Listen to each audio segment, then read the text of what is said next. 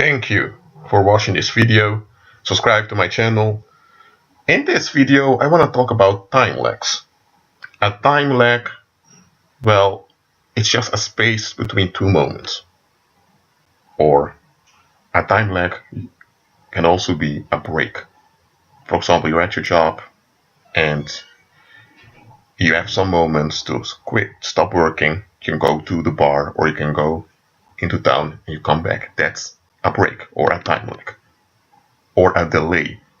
For example, you needed to catch the bus, but the bus didn't arrive at 6 o'clock, it arrived at 6:30. That's a delay or a time lag. So, a time lag is like a break or delay, or anyway, a space between two moments. There is nothing wrong with a time lag in itself. Time lags happen often. There's nothing wrong with it. But there's one thing you need to notice about time lags. The enemy uses them to deceive you. Okay, let me give an illustration.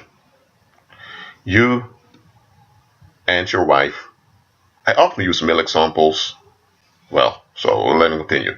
You and your wife, you are in the mall. And your wife sees this beautiful furniture. And she says, honey, look at it. It's so gorgeous. So she's so into it. And you think, okay, it's good furniture. So you both ask the price. And then the seller says it's 200 euros. Your wife is completely excited, but you think, what? Only 200 euros? Come on now, this must at least be 900 euros or 1100 euros. But it's 200 euros. And you two buy it. So now you have beautiful new furniture in your home. So months go by, let me say 5 months go by, and then on the news, a friend of yours hears that people that bought a certain furniture from IKEA needs to bring it back, because IKEA found out that the people that manufactured the furniture for them, they use poisonous ingredients. So people that have bought those furniture, they have health risks, or they face health risk. So your friend tells you this, and then you find out that the type of furniture the news was talking about is the type of furniture that you bought with your wife 5 months ago. But here's the thing. The moment you heard that the furniture that looked quite expensive was only sold for 200 euros, that was already a red flag. That was already a warning that something didn't add up here. But because everything appeared well, and because there was no visible danger, you thought it was alright. It's after 5 months that you found out the truth about that furniture.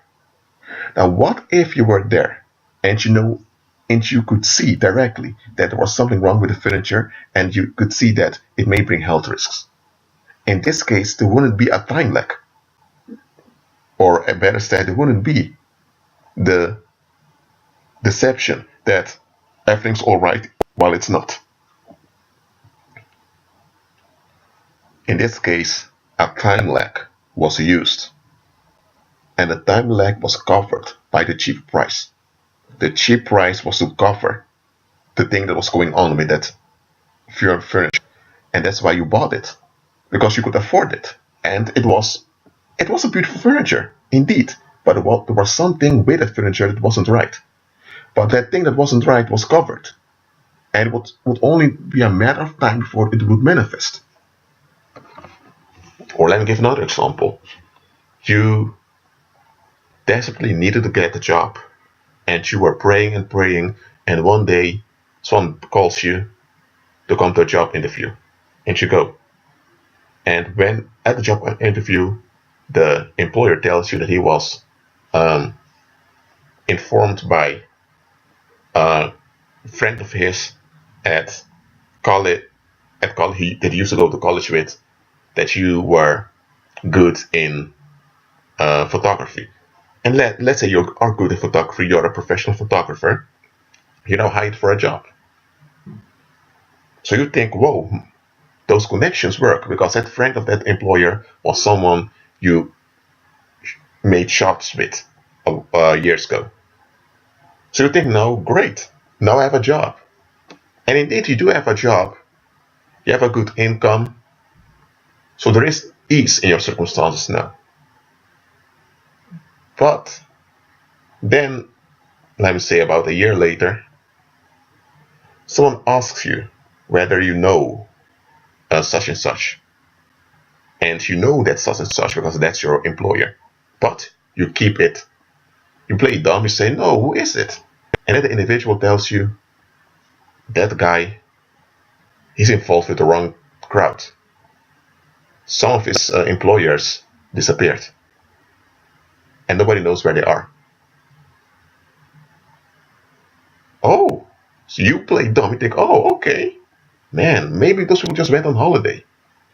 But the individual tells you, that guy, he often spends a lot of money that people can't account for how he made that money.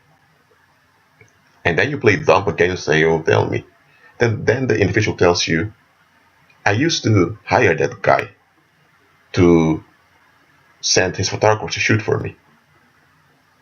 And that guy would often come in expensive cars, Rolexes, but his corporation is bankrupt. So how is he paying those workers? Well, you work for that employer, so you're listening very attentively and think, what? I'm being paid. You think I'm being paid every month, but what is this? After the conversation, you go online and go into the archives, the online archives of the Department of Economics of your province, because that's where the corporations are registered. And then you figure out that this man that you're working for, he had 3 companies that all went bankrupt shortly after each other. And he had a lot of debt. And you also see that the corporation you're working for now has been out of business for almost 2 years. But yet you are working for that same company, and you're being paid every month. And then you think, what's going on here? In this case, the enemy used a time lag to deceive you. And the time lag was covered by the quick manifestation.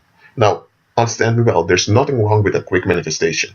When people pray, things can manifest quickly. There's nothing wrong with quick manifestation. Time lags can also happen for you to relax. Let's say you're working at a job and you're working too hard.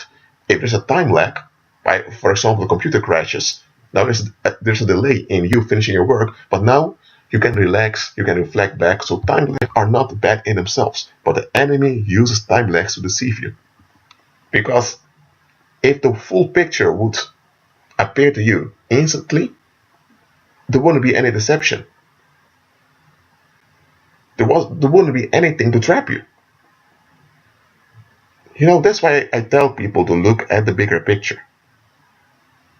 You know why I say that people ought to look at the bigger picture? Because when you look at the bigger picture, you're going to notice things. You know, that doesn't mean that immediately you're going to know what's going on all the time. No, but you will notice things when things doesn't add up.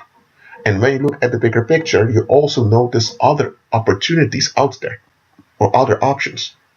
Because often it's because people are short-sighted, they don't notice other options. And because they don't notice other options, they settle for what's convenient and what's easily accessible to them.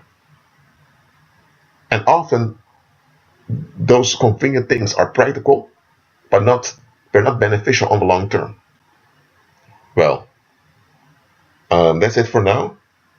Agree with Christ and be at peace.